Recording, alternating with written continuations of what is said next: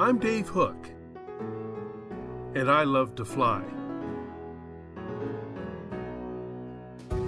I began learning to fly in the Pacific Northwest back when I was in high school. Sometimes the weather was challenging, but the scenery was always spectacular. After high school, I went to the Air Force Academy where I first began teaching as a cadet soaring instructor. I enjoyed teaching fellow cadets to fly. And I have been flying and teaching others to fly ever since. Aircraft are amazing machines,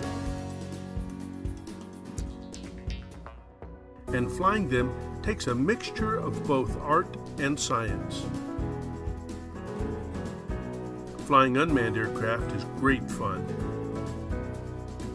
Whether I'm capturing images of a serene high mountain lake, the rugged beauty of the desert Southwest,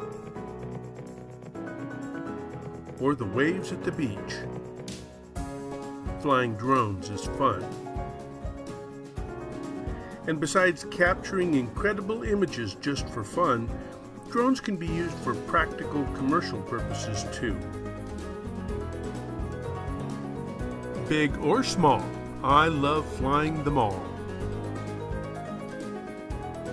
I'm Dave Hook, and I love to fly. Howdy! This is Part 101, Lesson 1, and I'm Dave Hook. This lesson is an introduction to the new regulation that deals with flying model aircraft for fun and recreation.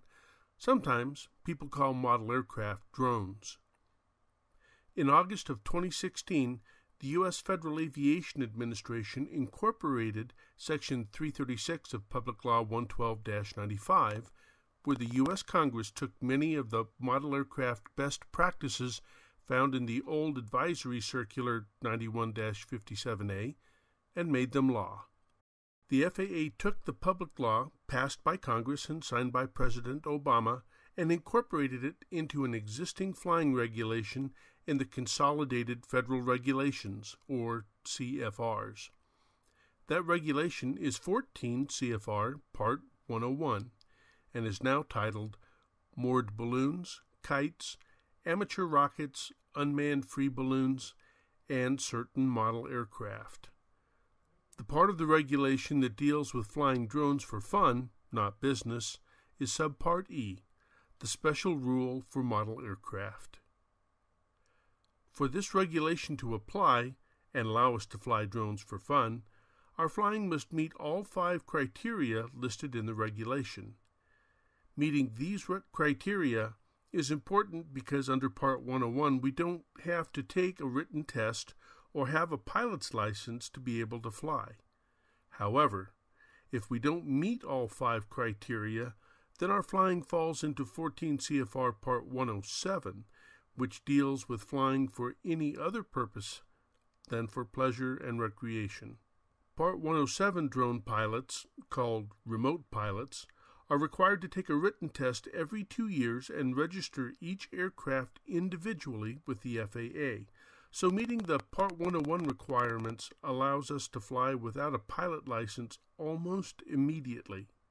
As flying regulations go, Part 101 is amazingly simple on the surface.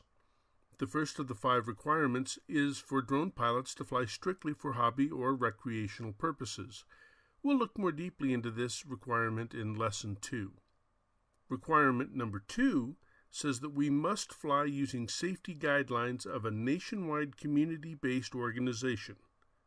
More on that in Lesson 3. The third requirement is for our aircraft not to exceed 55 pounds. However, there is a way around the 55-pound maximum weight. We'll cover that in Lesson 4. The next to last requirement is not interfering with and giving way to manned aircraft. That's something we'll examine in Lesson 5. The fifth and final requirement has to do with the permissions we must have when flying within 5 statute miles of an airport. This lesson requires knowledge of map coordinates, measuring distances, and finding listed telephone numbers for airport managers and air traffic control towers. That's Lesson 6. There is one more paragraph in the regulation that applies to flying model aircraft safely in the U.S. National Airspace System. We'll look more closely at that in Lesson 7. For those who fly in the Lone Star State, there are 2 more lessons that deal with flying drones in the great state of Texas. If anyone else wants to watch them, they're welcome to watch too. We'll briefly examine the state and local laws involved in flying drones in Texas. That's Lesson 8. Finally, the last lesson in this Part 101 series deals with Texas law and taking still and video images and posting or distributing those images. The fines can be very steep and add up in a hurry. That's why this lesson bats cleanup in the series. Well, that's it. Oh, yeah, one more thing. I like to keep track of where I am in a course. I'm sure you do too. That's why there will be this handy Where We Are Now meter, so you can see where we've been and where we're going. Okay, that's it for now. This is Dave saying cheers from the Alamo. Over and out.